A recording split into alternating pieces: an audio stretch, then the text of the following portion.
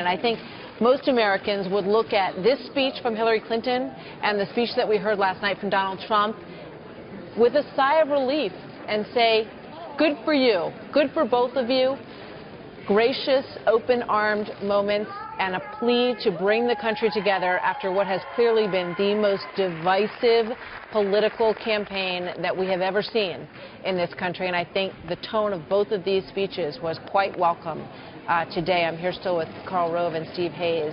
Karl, this is a woman who's been the First Lady of Arkansas, the First Lady of the United States, a senator from New York, the Secretary of State, and the first woman to be the nominee for a major political party in the United States. She has achieved a great, great deal.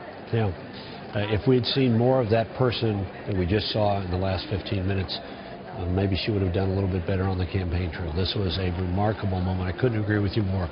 We had a picture-perfect victory statement, and we have now had a healing and conciliatory concession speech that was pitch-perfect. Three notes hit me.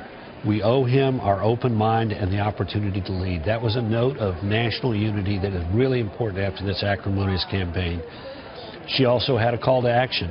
Our constitutional democracy requires our participation.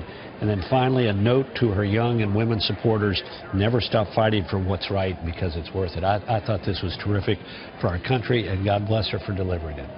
Steve? It was the best speech that I've ever seen her give, and nothing else is close. And I thought Donald Trump's speech last night was the best speech he's given this campaign. And it's sort of a fitting end for people who have had so much anxiety throughout this campaign, myself included. It's a promising way to end what's been a very difficult campaign. I think you summed it up exactly right. I think this was, obviously this was a deeply personal speech.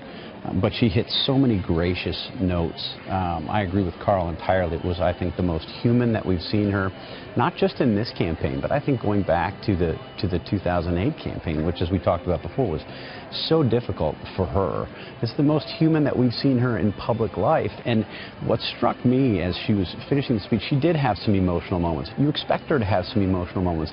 I would have had some emotional moments giving voice to those same words, but the thing that struck me about this is it was a surprisingly strong speech. There was a strength about her as she delivered this that was not what I expected. I expected her to be gracious. I expected her to have some warm words for Donald Trump and thanks for her supporters. I didn't expect her to finish so strong.